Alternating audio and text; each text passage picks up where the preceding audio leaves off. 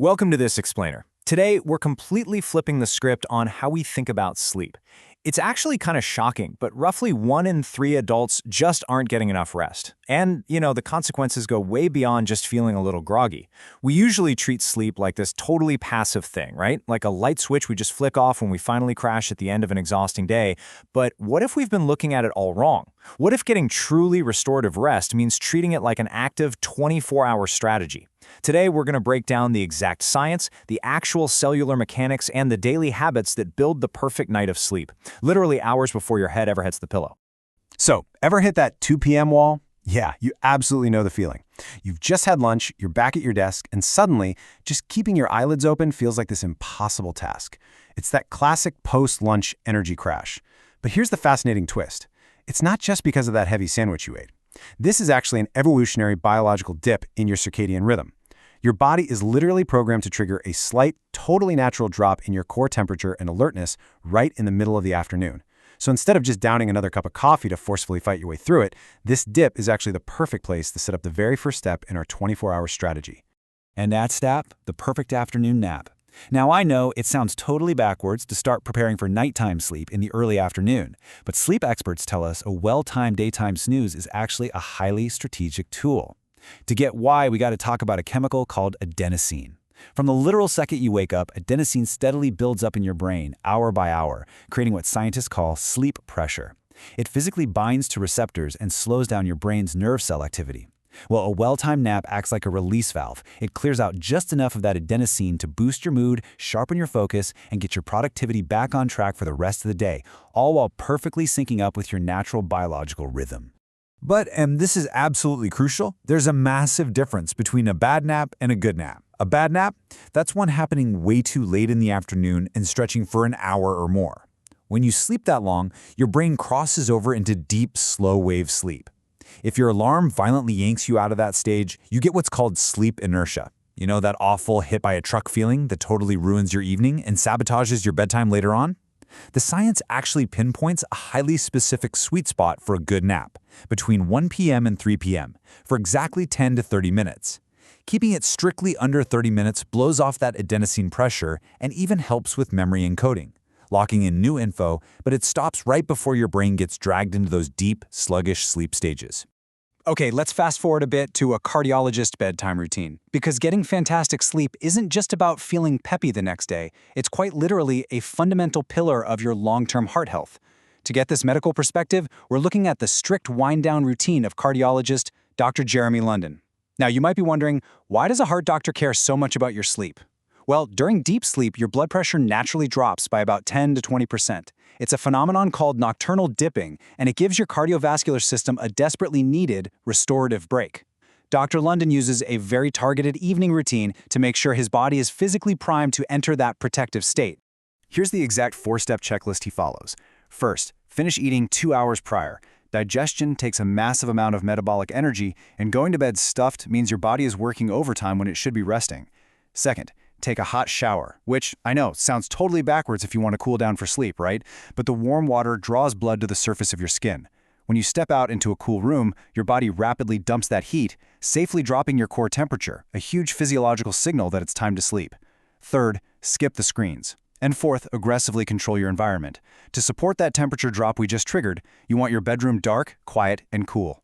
Research actually shows the absolute ideal room temp for sleep is right around 65 degrees Fahrenheit or 18 degrees Celsius.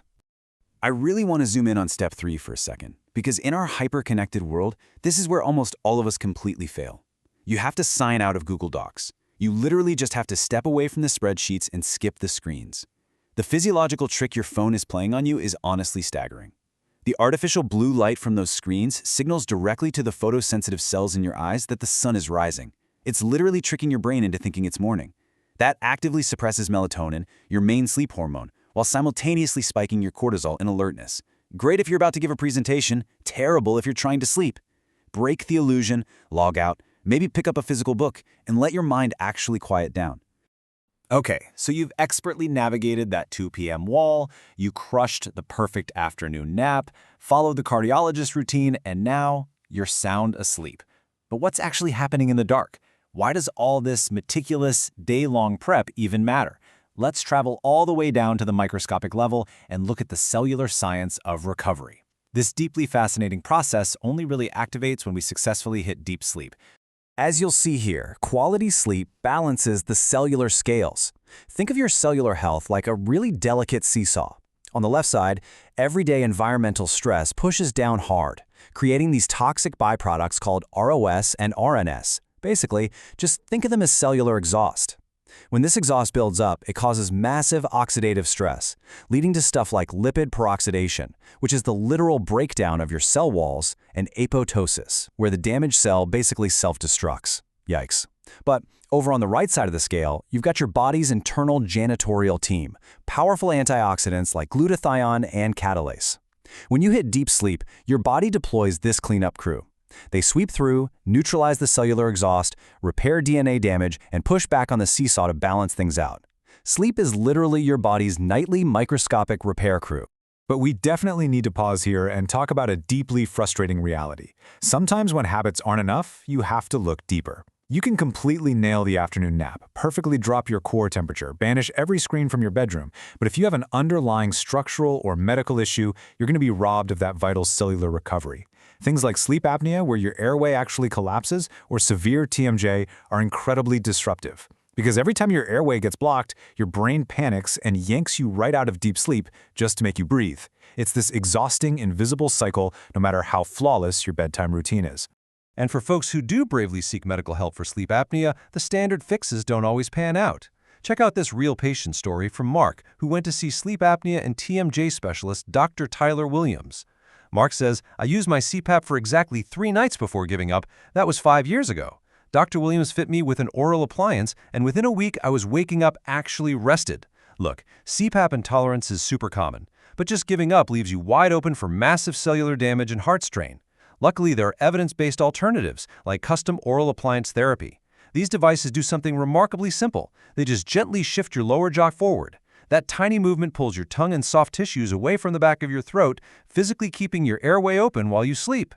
So if your habits are 10 out of 10, but you're still chronically exhausted, checking your airway health is a total game changer. So, bringing it all together into your 24-hour sleep strategy. Like we said at the very beginning, amazing sleep doesn't just magically happen when the clock strikes 11 p.m. It takes a comprehensive look at your entire day, treating rest as an active, deliberate strategy. It's about combining those afternoon habits to manage adenosine, the disciplined evening routines to trick your core temperature, and having the self-awareness to seek out medical insights if things still just aren't clicking. That's the real secret here.